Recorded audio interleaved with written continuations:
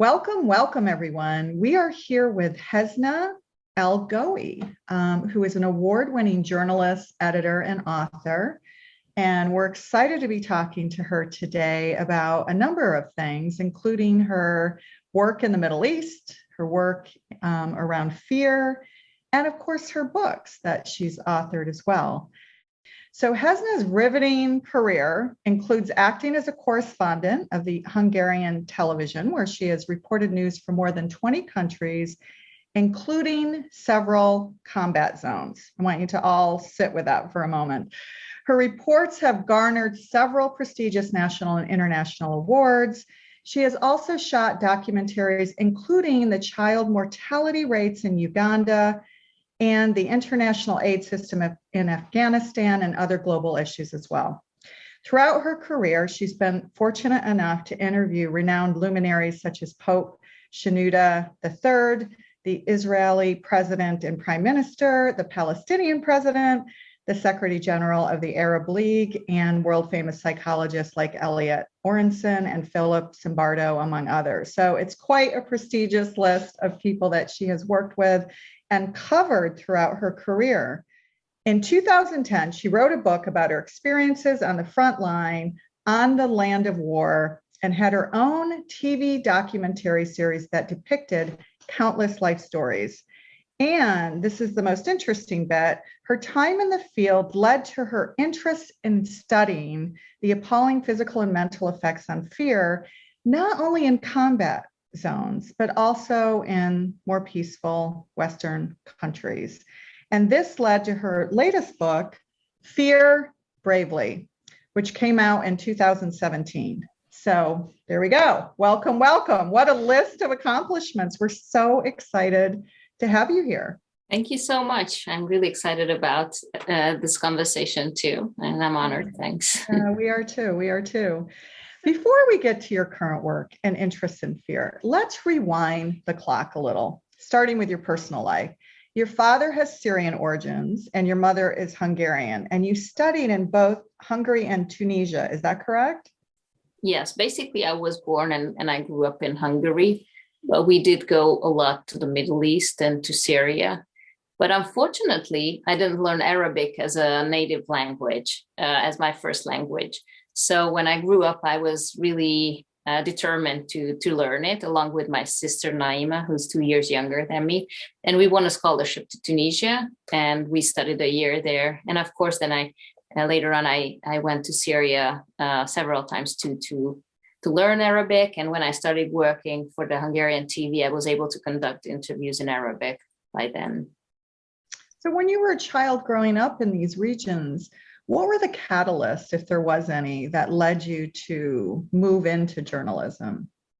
It's interesting because I always say that, I never dreamt of becoming a correspondent, especially not a war correspondent. I mean, I was never attracted to journalism, but just going deeper into my childhood, I realized that's not true, because I remember there are some memories from my childhood. When I was about 7 years old, I actually wrote some articles for the journal of the school and to the city newspaper too. And it's a little bit funny story, but when I was about also 7 years old, I wrote a journal for my family. It was called the Toilet Newspaper, and I edited, I drew it, I put it in a format, and I hanged it in the bathroom of our flat. And it had news, it had humor, it had graphic novels, everything that you would expect from a journal. So I did have some initiative things that were actually putting me on the track of journalism. But going back to apart from humor, so I realized that basically I was working as a correspondent from my early childhood, because what I was doing, there was no internet, we didn't really have information about other countries. So when I was at home, I was constantly asked, so how is life in Syria? How people live? What are the main values? And people had really stupid ideas about the Arab countries. Like, I got the question many times, like, aren't you afraid that your father will sell you for a camel? and things like that. So I try to explain them, especially when I got questions about whether people live in tents and stuff, that, there was, the Kinder egg was available in Syria sooner than in Hungary. So many things are actually appearing in Syria a lot sooner than in Hungary from the Western world. On the other hand, when I went to Syria, people were asking me about Hungary. How do they live? How do people think? How young people go out and have fun. So actually, I grew up as a correspondent between the two worlds, trying to show to everyone that, yes, there are different things in traditions maybe, but I really thought that the very basic common values are the same in the two countries. Yeah, I think it's really great to go through that at such a young age, because essentially what you're doing is saying, yeah, there are stereotypes, but they're not all true. And here's why, and here's where. Exactly. If you zoom into the individual level, you find so much more similarities than you would expect. Yeah, we were both foreign exchange students very early on and experienced that as well, right? Where, there are all these misconceptions of both on the US side and on the attending country side. Mm-hmm. By and large, people are people. It doesn't matter the language they speak, the religion, or the color of their skin, nothing. They still have the same problems. They worry about the same things. Yeah. They share in the same joys, but they just express it in a different way through their food and their music and their culture and their language.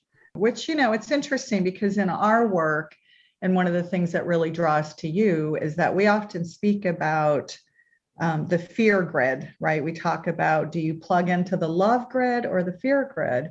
And, at the end of the day, regardless of your culture, we all want to be loved. We all want to love. We all want to fill, our roles as parents and friends and teachers, right, to others, and, be able to love fully. So, but before we get to fear, I'd like to hear a little bit more, because I had lived in Israel on a kibbutz. I'm not actually Jewish, but I lived on a kibbutz as a volunteer when I was a teenager, and this was in the 80s. So I am really curious about the reports that you shot in Gaza, which was very close to my kibbutz, by the way, and in northern Iraq. The ones that made it into the finals of the television festival in Monte Carlo. So we'd love to hear more about some of those reports. Yes, actually, I was filming in Israel and the Palestinian territories numerous times, and it was also something very close to my heart, and always very sad also seeing that this circle of violence is just going on and on. And it was interesting because having this origin from Syria, I had to be not double but triple, distant from putting myself and my background, my personality, my opinion into the piece, because I had to be credible. So I always paid so much attention on finding stories from both sides and trying to balance it, until coming to the point that actually it's such a big moral question. If you try to balance a report, shall you really balance a report? Because that's artificial, right? So if you try to balance, then again, you just distort the reality. But you cannot help that, because sometimes the footage, the visual material will be stronger on one side. Sometimes the story itself will be stronger on the other side. And it caused me many, many nights without sleep before some of my reports were released. If I really did a thorough job, if I really went around it 360 degrees, if I really did a profound work. And I had many judgments and hate messages from both sides. So in the end of the day, I thought I did my job well. Because yes, it was not my job to please people, but to really show all the sides of the coins. And it's interesting that how we I don't want to go into fear yet, as you mentioned, because we will talk about that, but how just fear from the other, how this hatred of the cycle of hatred is really kept on, because people are afraid of the others on the other side, even though many times Palestinians didn't meet any like real life Israelis apart from some soldiers, while Israelis never really met anyone from the Palestinian side, apart from some people who were accused of terrorism and things like that. So they keep on having these just negative, terrible thoughts about the other side without having real contact. So I was really, really touched by some people, like those Palestinian and Israeli parents who are part of a bereaved circle, called parents circle.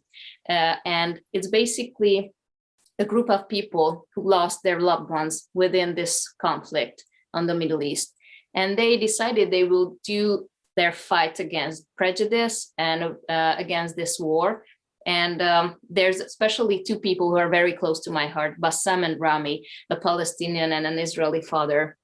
Both of them lost their daughters who were really small, like between the age of 6 and 9. The Palestinian's father was shot by an Israeli soldier from behind on the head, while the daughter of the Israeli father was actually blown up by a suicide bomber on a bus. So very, very tragic story.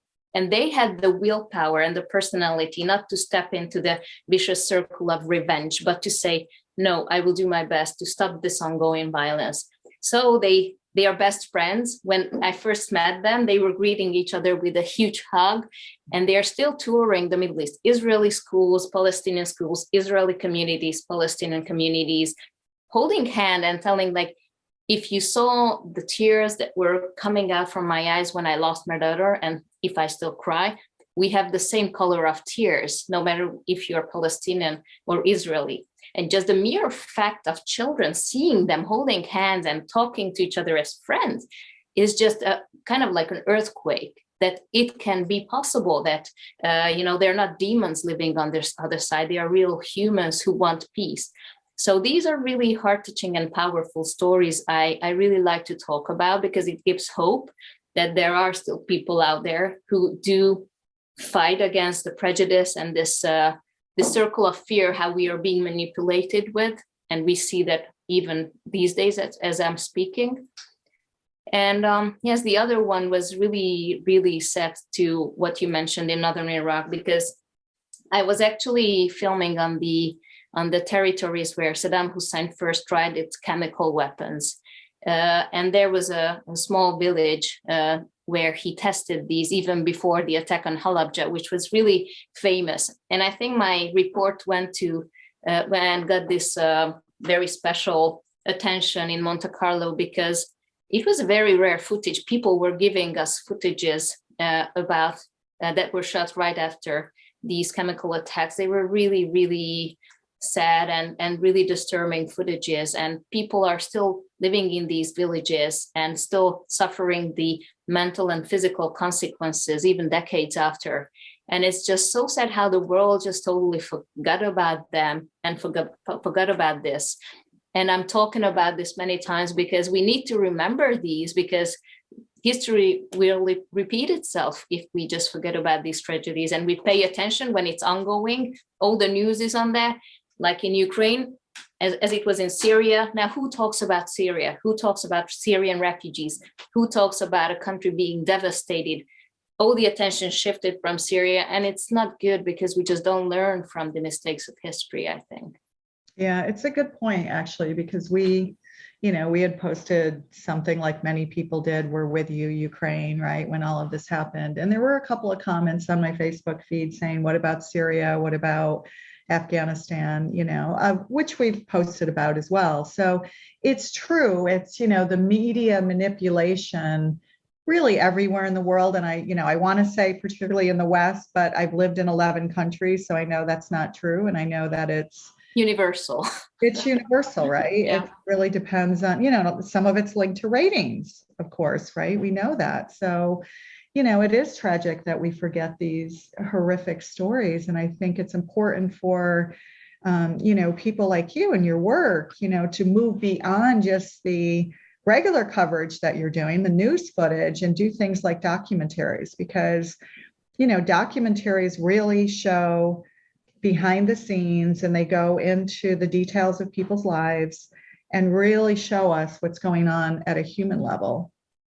Yeah, it's so important to see the motivations. And actually, the reason I decided to write my book eventually was that I even felt that maybe a documentary is not enough in length either to show this, how things are attached and how fear is just a huge motivation behind extremely good and extremely bad things.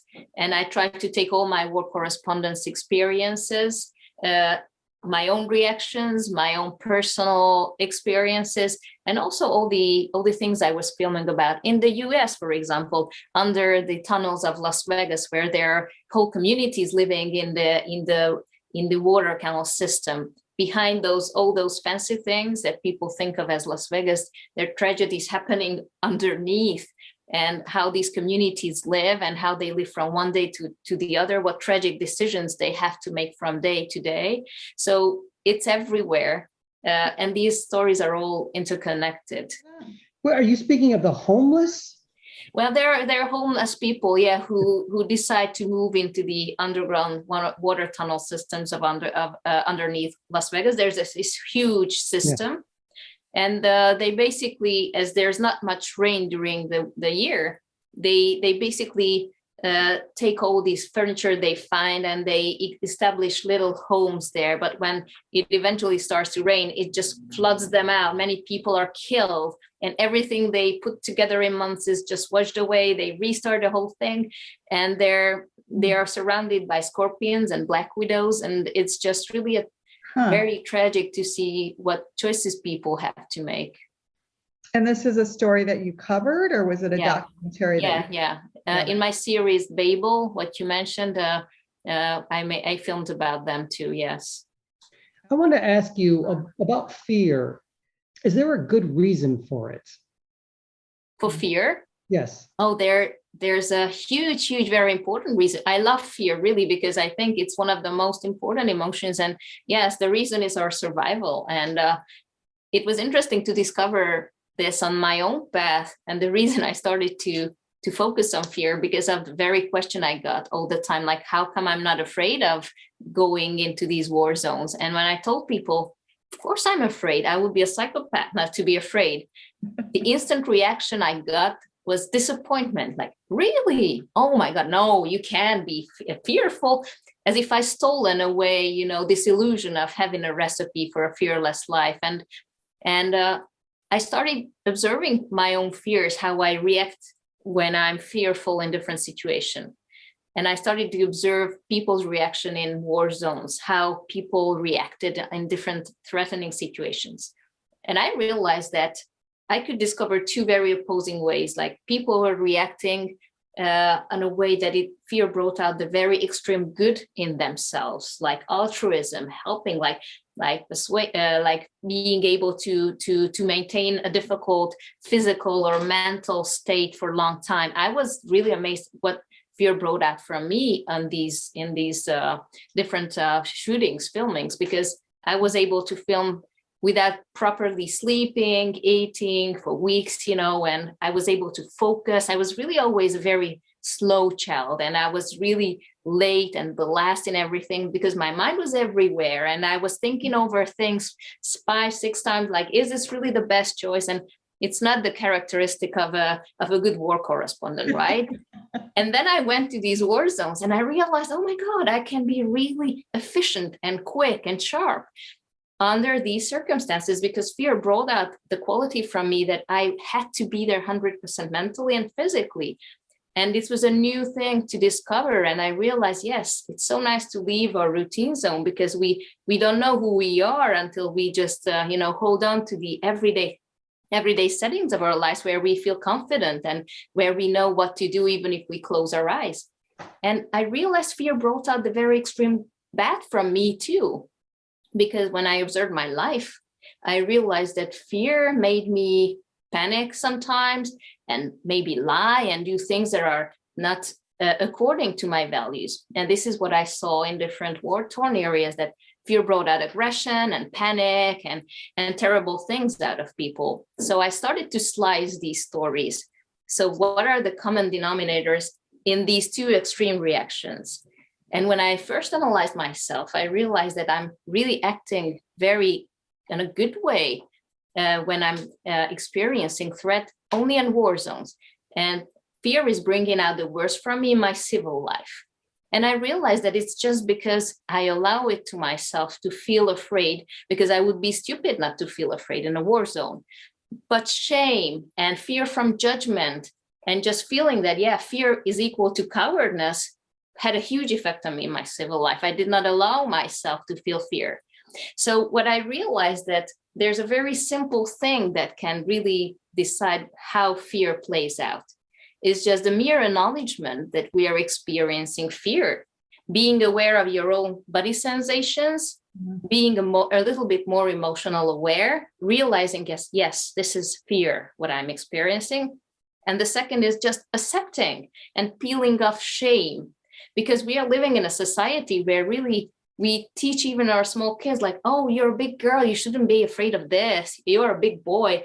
It's not good to be afraid of anything, and this is what I hear on the playground, and this is terrible, but this is just a natural reaction. This is how we were trained as well, that if you're brave, you don't feel fear, but it's not true. I mean, I always ask, so are you brave if you don't feel fear? Or are you brave if you feel fear and do it anyway? So basically, I think this just emotional acknowledgement, awareness, and acceptance is just enough to come out from your reptilian brain. Because when I talk about fear, I always like to explain it in a way that people comprehend what's happening in our bodies and brains, because over 30 hormones are secreted from the kidney, like adrenaline, cortisol. So that makes you more blood, being pumped to the main muscle, so you can act stronger and break in unbreakable doors. And more cortisol is actually leading to more glucose usage of the brain, so you can act sharper and you focus more. So basically, all your little particles of our beautiful body act in a way that you are able to solve problems, which is nice. But what happens? The symptoms of this canon reaction start, like shaking, sweating, and we say, oh my God, I'm afraid. This is fear. I have to stop it. I have to, suppress it. I have to get rid of it and throw this energy on someone else. And we shout at someone, we act aggressively, because we just don't want to acknowledge that this is fear. And many times in the root of anger, it's fear, but we don't even come to the motion of accepting or realizing it, because we are just so trained not to accept fear that we'd rather be angry. And if we think about a company on the top of a hierarchy, it's just unacceptable for a leader to acknowledge that he's afraid. But being angry is sexy even, maybe, but being afraid is something unacceptable.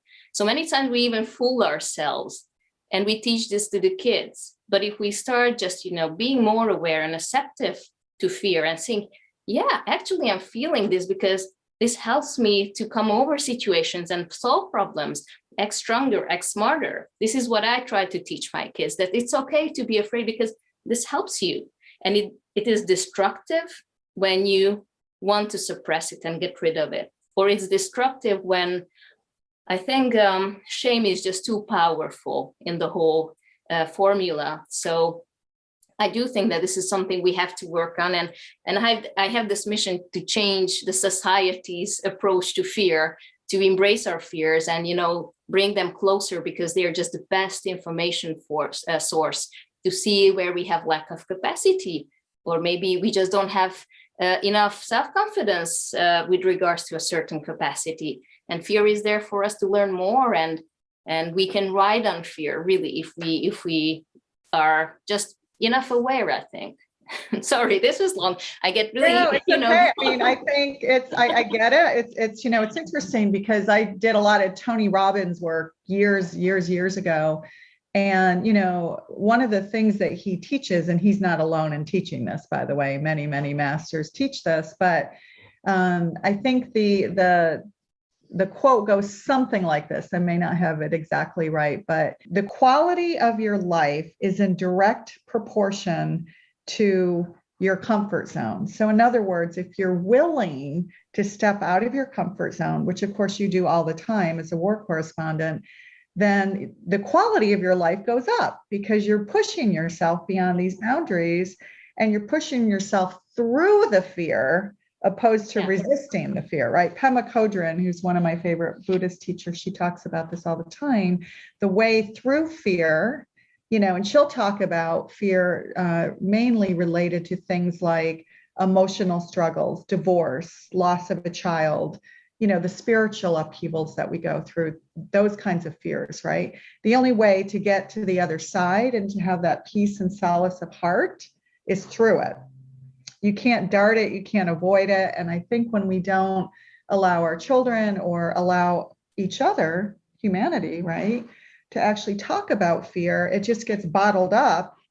And like you said, it shows up as anger. It shows up as all these unhealthy habits, which, lead to dysfunctional relationships and all sorts of other things, even disease. Yeah. One of the other questions related to fear, that was when I asked you the value of fear. What have you found in all of your reporting in different countries and during war? What is the value of fear for a government? Oh my God, that's a whole another hour. Unfortunately, most of our countries have experience in that, because fear became the number one currency, because fear sells. No matter if you want to sell a product or just a theory or an idea or anything, basically, because it's just shown in research. Pardon? Fear, I would say that fear for countries will sell war. A war, of course, absolutely. And so there's money in war. Yeah. Research showed that all the messages, influencing messages, have just twice as much efficiency if fear is included as an element. If the threat is somewhere there, if you don't do this, you will have to suffer the consequences. And it's just, Anthony Pratkins and Elliot Aronson in The Age of Propaganda wrote down even in the 70s how just simple it is, this given formula, how to influence people through fear messages. And we see so many administrations doing exactly the same thing. And it still works. It still works. And the thing is that, fear sells. This is not a new thing. I think people just persuaded each other with fear thousands of years ago, too. Mm-hmm. The problem is that with social media, it kind of, as if it went on a supersonic highway, and it just infiltrates underneath our skin. And even if we don't pay attention, we are even more vulnerable to persuasion when we think that we are just resisting, because it just gets in. And it was very interesting for me, too, that, I consider myself absolutely accepting and unbiased. And it was just so interesting that when I went to these war zones, and if I just had this elementary fear of survival, like whether I will survive the next day, all these, you just lose all your sophisticated thoughts and rational ideas. Your reptilian brain kicks in, which is just, responsible for survival, for self-defense, for fight and flight. So basically, the information doesn't even get to your neocortex, and you will act out of your reptilian brain. And all those messages that you think you're resistant to, they are still there at the hidden different shelves of your brain. And your brain is not choosing from the sophisticated ones when the question is your survival. So this is what we see basically in war zones. And this is what we see how people react when the government comes and says, yes, you have to defend from the migrants, you have to defend yourself from this and that, and always giving, a scapegoat group. And this really works. So this is why I'm saying we have to be a lot more cautious with fear, because once we realize that we are afraid and we just pay more attention even to the physical symptoms of fear, what do we do? Is it our stomach that first signs that I'm afraid? Or am I feeling itchy? Some people feel itchy when they start to be afraid, or sweating. So if you start paying attention to your physical symptoms, you get it right away. All these emotions first give a sign on your body and then get into your conscious. So if you're paying enough attention, you win time, and you will realize that, okay, this is fear. Is this really something, a situation, or is this really something that I should be concerned about? Or is it just, someone again trying to persuade me? And it's so interesting that if you're just being more aware, and I'm always saying, be an observer instead of a judger. If you find yourself being immersed in any emotions, just, come to this helicopter perspective. Don't judge yourself for why am I feeling anger? Why am I feeling sorrow? Why am I feeling fear? Don't be a judger, be an observer. Why am I feeling that? Let's go out to this helicopter perspective. And it's so interesting, just by this coming out to this helicopter perspective in itself helps you come out of your reptilian brain into the neocortex, because you're searching for rational answers. If you just become more aware, I think you become less vulnerable to persuasion. And this is what we need, because we are really, targeted on so many channels. And this is something, a skill we have to teach our children, because I don't think this will ever change. This is something we have to live with. And when there is a crisis like the coronavirus, or now the war in Ukraine, we can see that we are living in a world less and less predictable. And it always strengthens our existing fears. So of course we are afraid of the new thing too, but all crises just strengthen up our already existing fears.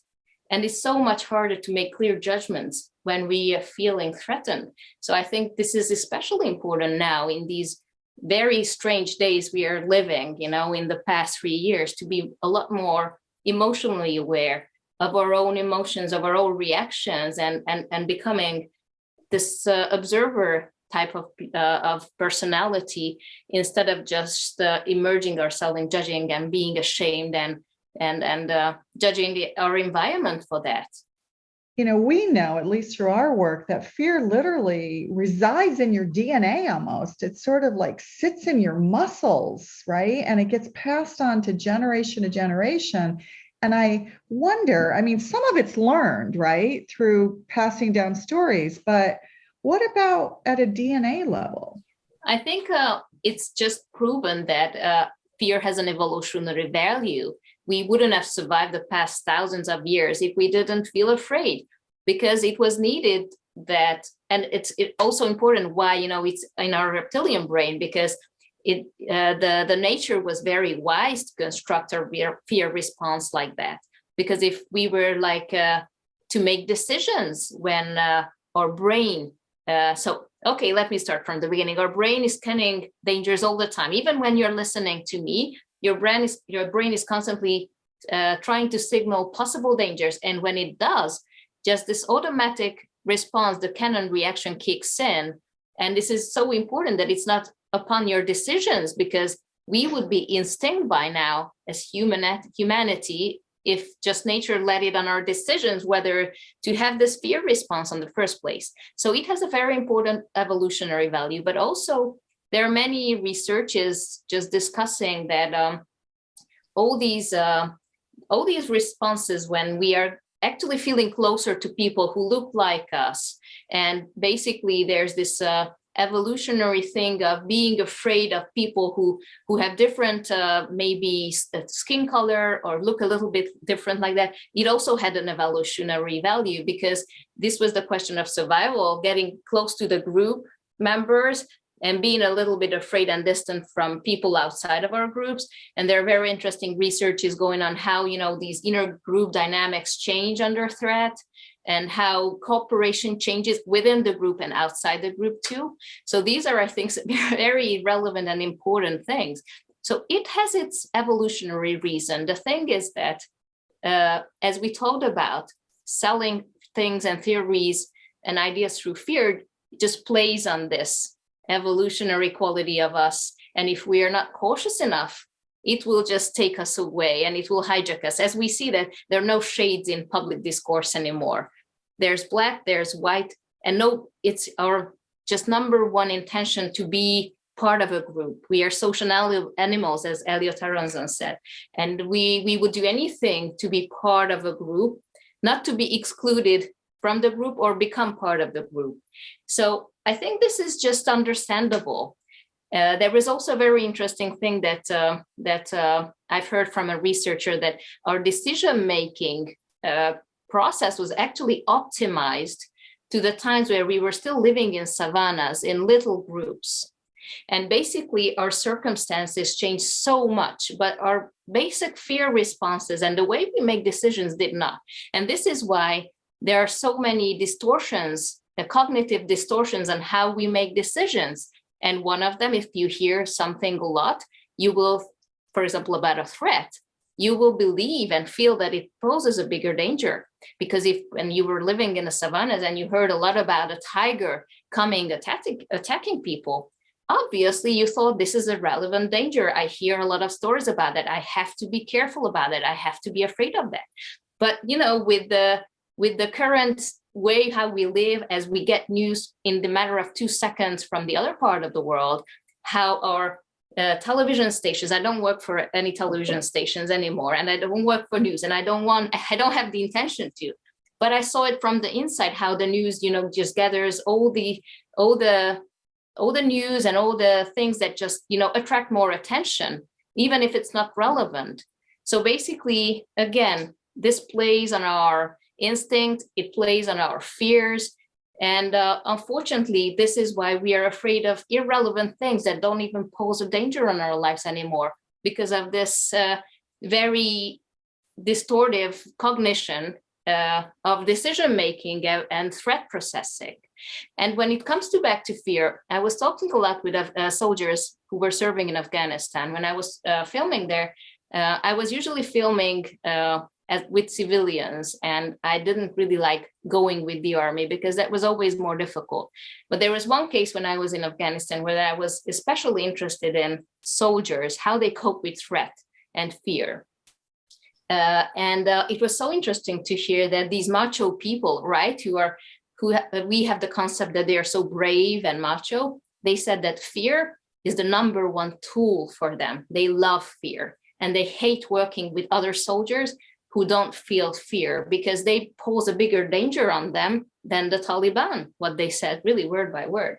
Because if your fear center doesn't work properly, then the risk assessment doesn't work properly, or many of your social functions just don't work the same way. So basically, you just don't see the world the same way as a normal person does. So basically, they said that it's so important to actually put fear on a different level, and how they coped with fear was actually, I think, because of self-control, a little bit different. But self-control is something we can learn. So I always say, let's love our fears because they help in risk assessment, and we need them for our social functioning. But let's just improve our self-control, which would help, to cope with fear in many everyday situations. I think you said that in reference to your kids' book, right? Holly the Hero, where the character in the book learns that it's okay to be afraid, but it's all about how you channel the emotion of fear. Absolutely, because I think it's never enough early to teach this to the kids, that, for example, when they are in a situation where they have to tell a poem in front of others, let's say, and what parents say, oh, you shouldn't be afraid of that. It's not a big deal. You will be fine. This is something you should never tell the kid. It's not a big deal, or you shouldn't be afraid. You should tell them, yeah, it's okay if you feel your hands are shaking. It's okay if you feel your stomach is lifting, because these are the symptoms of fear, but it's there for you to help to perform better. So embrace it and think of it as a fuel that can really help you to perform better, to solve situations. And I think we can really teach them at a very early age to look at these strong emotions differently, and to teach them that we are not equal to our emotions, because this is what we do, adults many times too, that we think we are equal to our emotions. So I think the number one goal is to realize that whatever I'm feeling, I'm not equal to that emotion. And just from doing that, and there are many nice anxiety management exercises that help you with that, to realize that. So if you do that, it's very interesting that you realize that you can let the emotion go through you. You shouldn't minimize it. You shouldn't get rid of it. Let it be anger. So be angry and immerse yourself in anger. And if you do it, it will go away. One of the therapists I talked to said that, why don't you give your anxieties a title? So when you have returning anxieties, give it a title. And just by doing that, it's amazing. You instantly see that, okay, this is a returning thought, a negative, spiral I'm getting into. But if you give it a title, okay, my kids will get sick anxiety again. And you realize you're not the same with this anxiety, with these negative thoughts. And you put it on a cloud, and then as they sneak in, you let it be there, you observe it, you watch it, and you just flow it out. So there are these great techniques how you can just remind yourself that you're not equal to these. As you know, that Renee and I, we are spiritual teachers as well. I'm a channeler as well. And I can't allow fear to become part of who I am that comes through me to channel, because if I did, I wouldn't be able to channel. So what has fear for you in your life personal? How has it evolved with you spiritually? Where has it taken you? How have you evolved as a human being? Or I should say, how have you evolved spiritually? How has it affected your spiritual sense of who you are as a human being? It's interesting because when I went to these war zones, so as I said, I did experience fear before, but I was kind of fatalistic too, that if I have to die, I will die here anyway, because I did feel that if I didn't have this fatalistic approach, I would be stupid to go to war zones because I cannot control things. But then when I actually started to write my book about fear, I started to detangle this thread of thoughts too, because it was always the night before the travel to these war zones that was just the weakest point, the most fragile point, because it took days. I said, I want to go to Libya when the uprising happened. And I had 2 days to figure out where to fly, how to get into the country, because there were still, all these fights going on the borders. We needed a visa. We didn't have a visa. All the logistics just, took time and a lot of efforts. And by the time we figured it out, and I was about to get on the plane the next day, I was laying on my bed, just like before every travel like that, staring at the ceiling, saying, why am I going? Am I stupid? What do I want to prove? And to who? And what if I die? Well, okay, if I die, let's hope it will be quick. But what if I lose my arm and I have to live my life without an arm? So especially with 2 children, right? Well, I didn't have children yet. And that was another chapter. But so I was always telling myself, okay, but I came back from war zones like that 2, 3, 4, 5, 6 times before. Why wouldn't I come home alive this time? And it sounded really dumb, but it was comforting. And when I started writing Fear Bravely, that's when I realized what I was telling myself. So I told myself that we cannot control life, right? Even in our everyday life, but we cannot control things even more when we go to a war zone. And this is what I did. I just, it's like jumping off a cliff. You don't know how you will land. But I remember that in the past filmings, when the critical moment came, critical decisive moment in this float of unable to control things, I was able to make a good decision. I ran when I had to run to get away from something.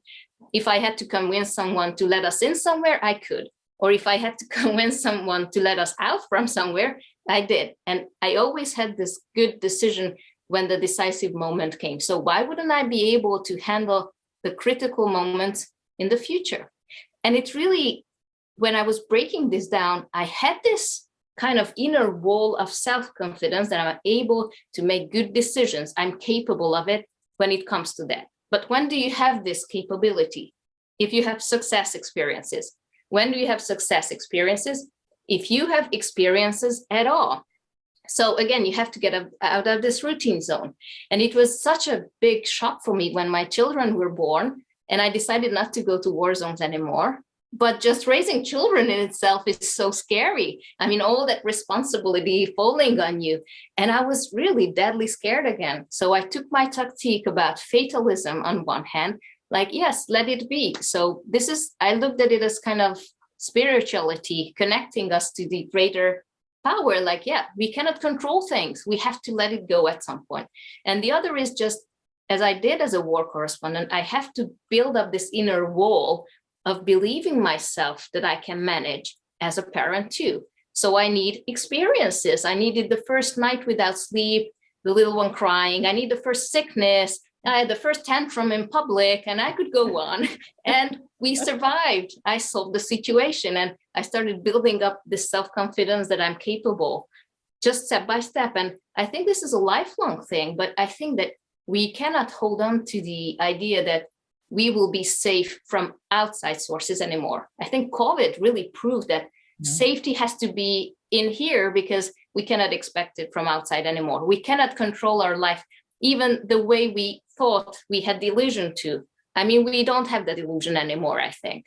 So we have to create this sensation of safety from ourselves, that when the critical moments come, even in the midst of controlless lives and situations, when the critical moment comes, I will be able to make a good judgment, a good call, and a good act. I have to trust myself. But for that, I have to immerse in change, in difficult situation, and I have to take that credit for myself, because what do? Many times we just let it go, let it float. Oh, I was lucky. Oh, it's not a big deal. I think we women are even more doing that. And I think, for example, looking at COVID was a great gift in this respect for us, because it pushed everyone out of the control and the comfort zone.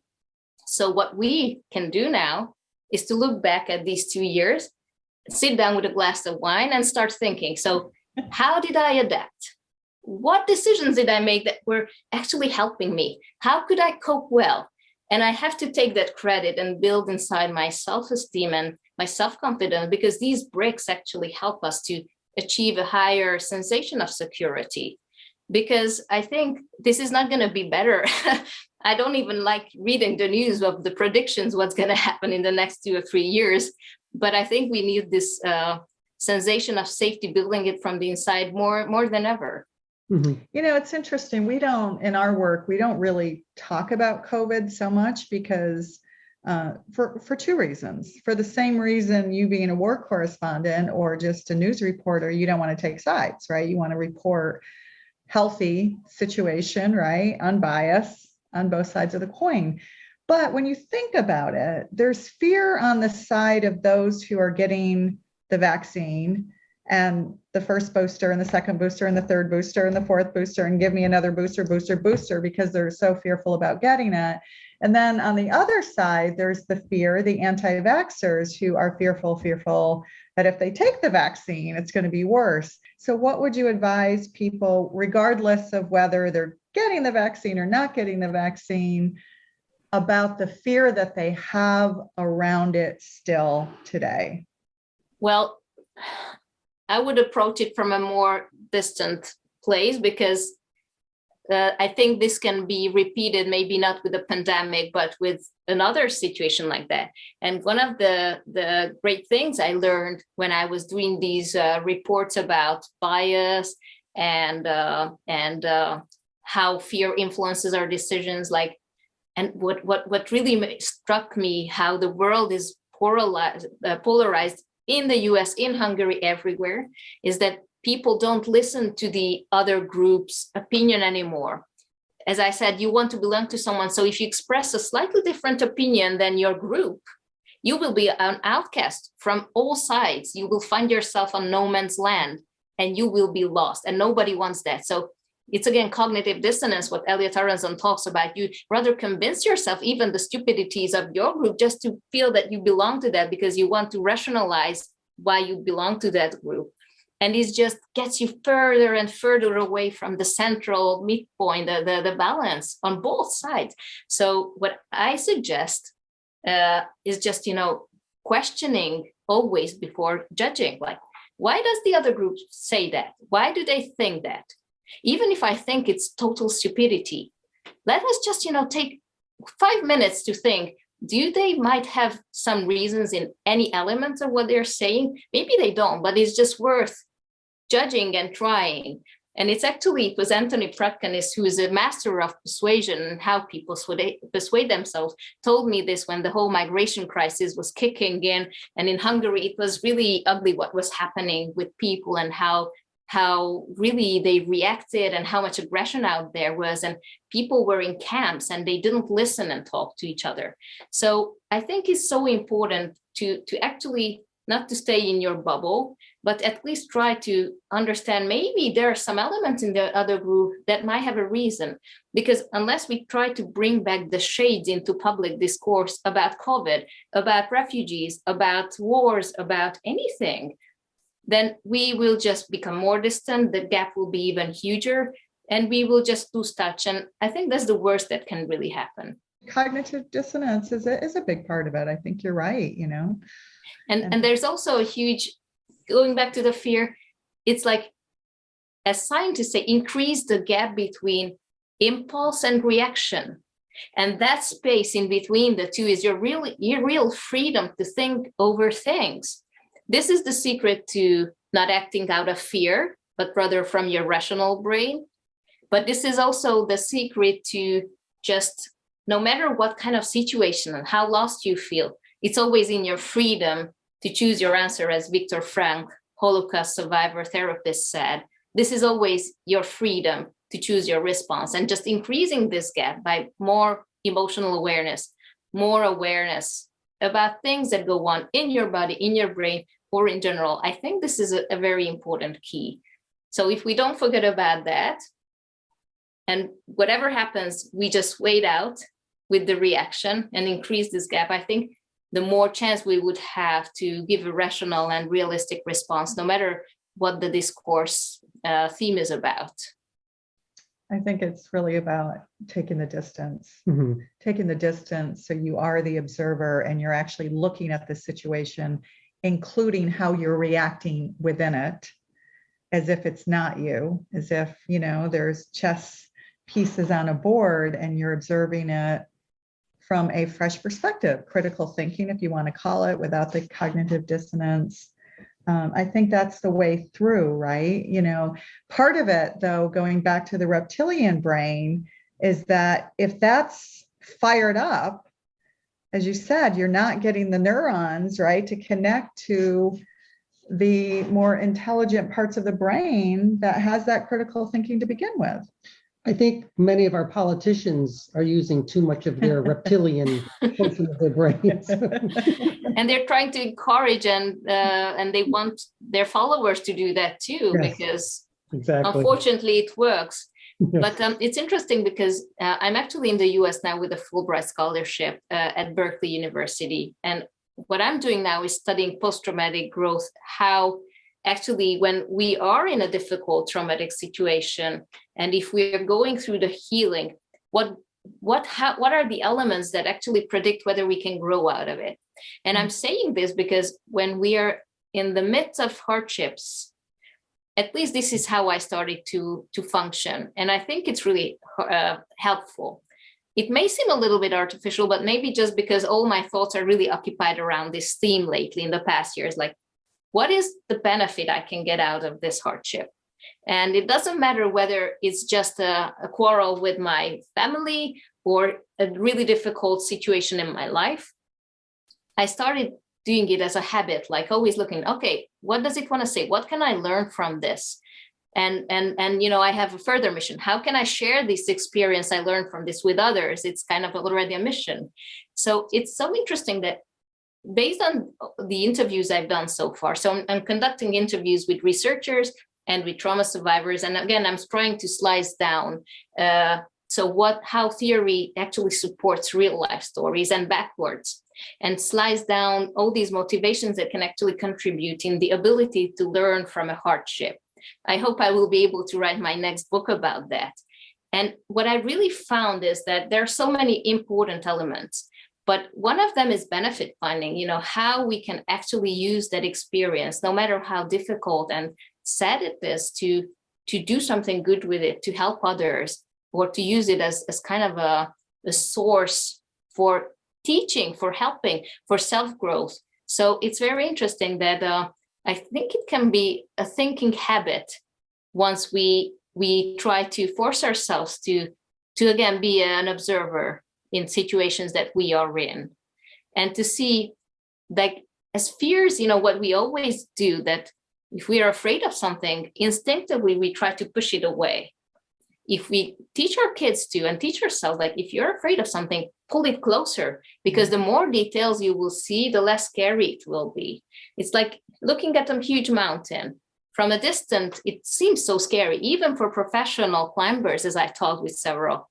But it seems like, just a huge something, a gray something. But if you go closer, you see it's actually forests and cliffs. And if you go closer, you see it's actually woods. In between, if you go closer, you see there are little benches and little places to rest and make decisions, because you go closer to your source of fear, the more information you have, and you will see that the more decisive and decision-making points you have. This is what I experienced in war zones, that I still always had decision points. From a distance, on the night before I went, it all seemed like a huge, blurry, frightening thing. But when you are in that, you realize that you still have points of decisions, and you can still manage. And again, when I'm talking to people about this war experiences, and as many people are really afraid of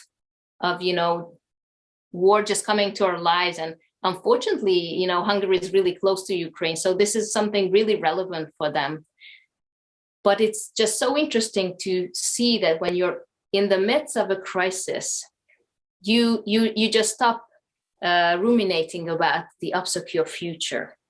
You are there in that moment, and your fear response kicks in, your canon reaction starts, and also you're just there 100%, and you're focusing on the next step, on the solution. And it's so interesting how you lose this rumination about what can happen because you are in that moment. So I think this is something we can really count on when we are just, having this rumination about fearful events in the future.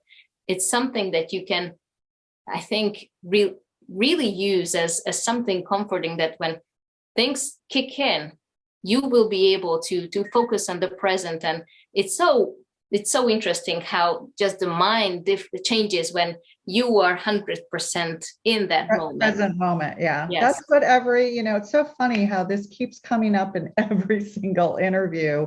It doesn't matter what the profession is or what the experiences are, always goes back to what every ancient sage and mage always points to: be in the present moment. For when you're in the present moment, right, this kind of spiritual bliss or awakening, enlightenment happens, and you get out of the fear place, you get out of the fear grid and the fear zone.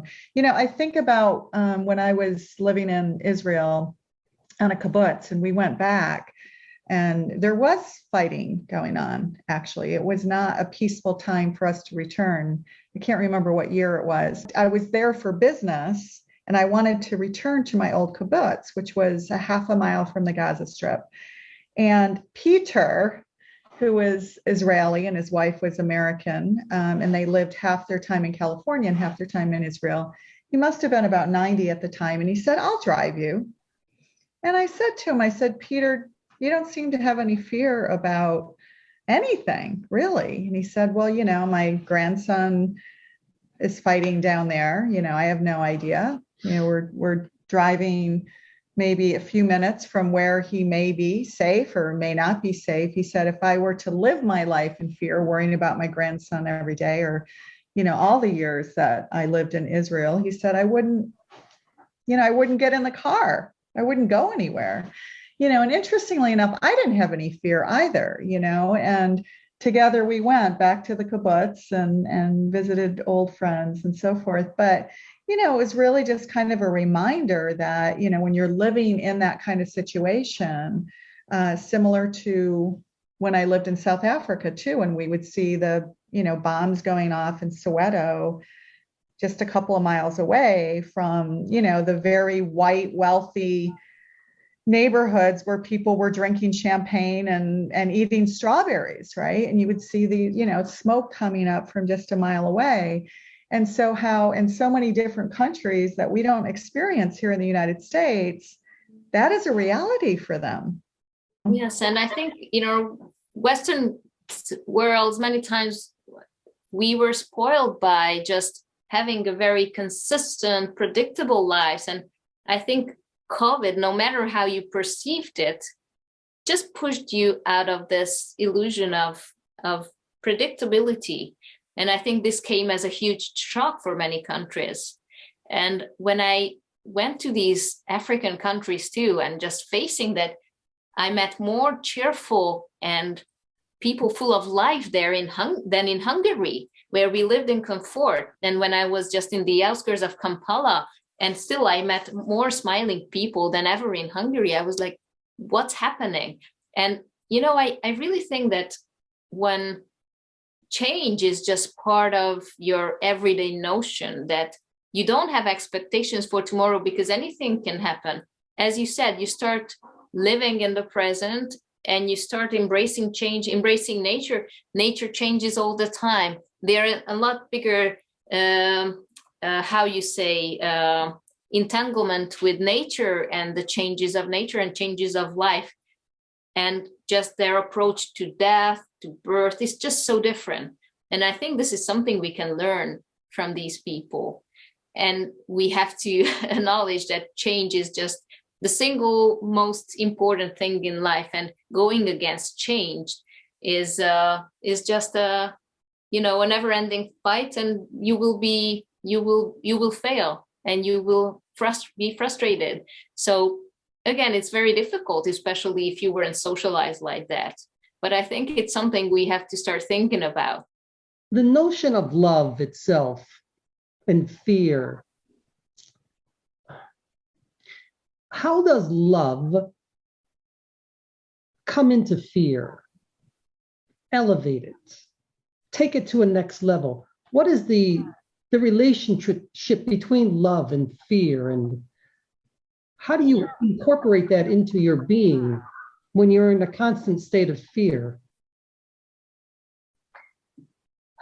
Well, yeah, if it depends. If you are thinking about it in a constant state of fear, I don't think there's room for anything else, because you're just at a different level of notion of just, perceiving the world. But in my understanding, love is accepting the total openness, the total embracement of things, from my perspective. So love is just this total openness and embracement of whatever. And having said that, fear is something we shouldn't be afraid of. I think, so one of that is that loving yourself is loving the way you are, accepting your fears, your anxieties, not judging yourself. Loving others is just accepting the way they think, and maybe trying to be there as a support to give them as this outside perspective they can use. Because many times people are just so immersed in their fears that, as if when we are afraid, just look at our body language, we are hunched up, we don't see the horizon, we are like that. If you teach people to expand, to open the horizon, that can be so just, how that word is, I cannot find like a relevation. That many times when we are afraid, we get like that because we were socialized in fear. And even if threat is not there anymore, we are living our whole lives like that because this is how we grew our balance. Yeah. And even if we were lucky enough that the burden came off, we just find another burden. We need that to be hunched up because this is what we are used to. So maybe love can help you expand and explore. I love the way you were saying how it just kind of opens up. You open yourself up to it. And the funny thing is that we're all wearing green today. And believe it or not, green is the color of the heart chakra. Oh. Is the releasing of fear itself. Wow. And opening up your heart to fear gives way to being in the present moment of love itself.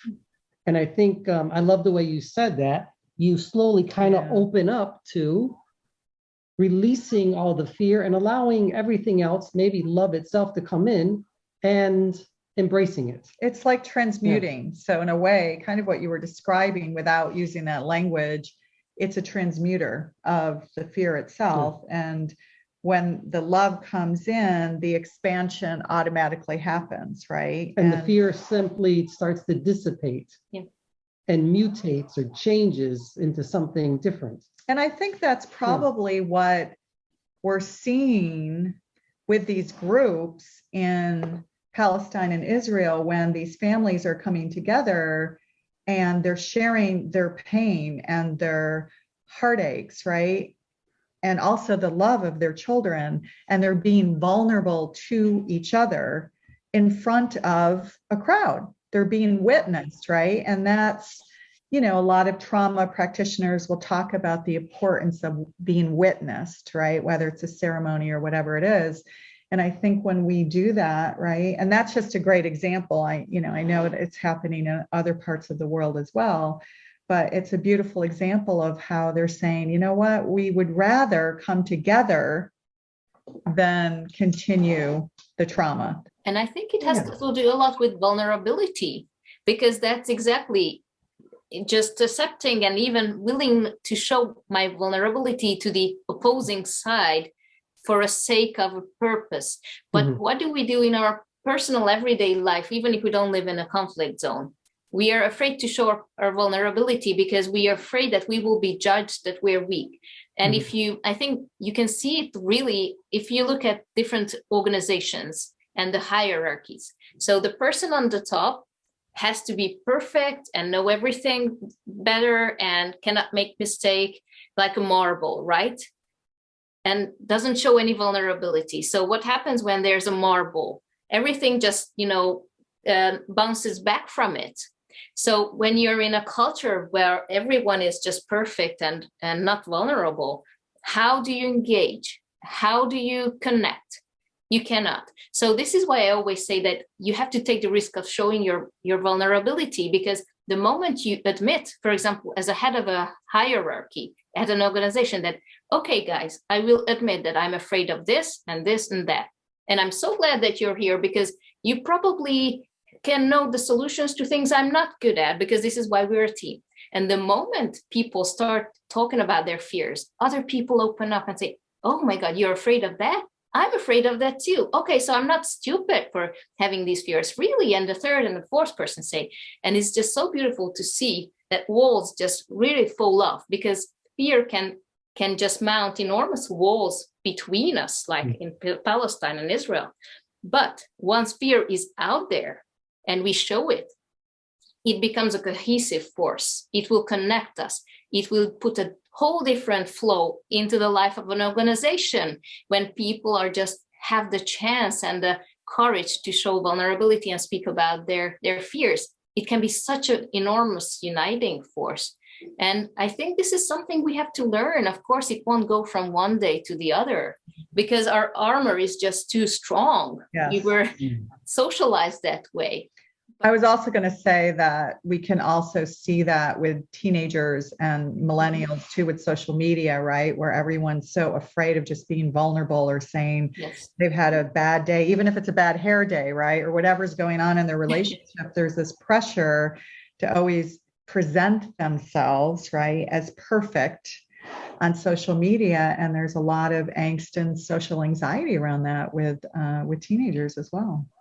And now that you mentioned anxiety, if I can just mention a last thing, that I made an interview about fear with a futurologist who was observing it from time perspective. And he said a great formula. He said that anxiety is fear multiplied with imagination. And we have to differentiate between fears and anxieties, because you can be afraid in the present. And when your obscure fears are projected out into the future, it's basically your anxiety. Fear multiplied with your imagination. And that's why it's destructive, because when you're fearful, you can just get into the situation and, you can train your muscles. As you can train your muscles, you can train yourself to start to kind of, react well into that situation. But when we talk about anxieties, it has an element of, obscure things that you cannot cope with, things you cannot, just get into and practice, because it's all in your mind.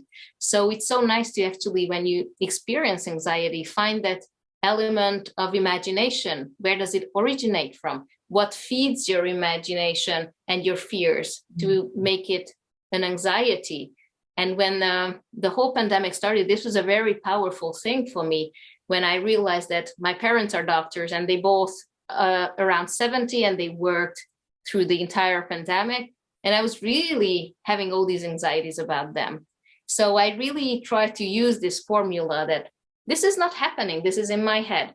This is an anxiety because it has an element of imagination that they will get sick.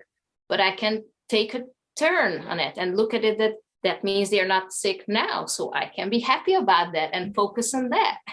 So it's interesting how a shift in perspective can be so powerful once you discover this element of imagination in this formula. I think a lot that you're saying about the fear and the imagination leading to anxiety, I think that's really helpful for a lot of us because it's in our everyday life. And if we can just take a look at it and turn it and try to say, now, wait a second, let's think about this. This isn't really happening. So we have the ability to change this, change our thoughts. And as we change our thoughts, we're able to change our physical being, ourselves, and not become sick from anxiety itself. So yeah, it's so true. Yeah. Our thoughts can definitely affect our physical being as well. Absolutely. It's so amazing how much with our thoughts we can really, because many times between when we experience fear, the line is so thin between like, I'm experiencing this trembling, everything. So is this anxiety or is this excitement? How do you differentiate? And totally different parts of your brain are activated. The problem solving part, if it's excitement, or the stress center, if it's anxiety. So it's really up to you to have more self-control, more awareness, and try to guide your thoughts to your own advantage. Yeah, absolutely. Change it from the negative to the positive by shifting the energy of where you'd like it to go. It's like talking to two people who are about to go on stage, right, in front of 1,000 people, and one has got this fear and the adrenaline going on, and you ask them and they're excited about it. They're like, well, yeah, but that's my adrenaline, right? That's going to get me out there to give this fantastic presentation. Whereas the other one is having the same thing happening in their stomach, right? And they're turning it to fear, and they get into that point of paralysis and they can't even walk out on the stage. Same emotion, same feeling, same everything, and literally changing it into, I'm going to use this for positive, I'm going to use this to ignite me out there, or I'm going to allow it to sink me. With that, is there anything else that you'd like to add about books that you're working on, programs that you're working on? I know you're involved with the Heroes Square initiative. Anything else that you'd like to wrap and let viewers know? Yeah, I'm really hoping that my books would be translated very soon to English. The Fear Bravely, which is a nonfiction book. And I have 2 children's books, Holy the Hero and Never Give Up, which actually talks to children about how to approach fear from a different perspective and fear bravely. I'm still hoping, I still don't have a publisher, but let's hope it will work out soon.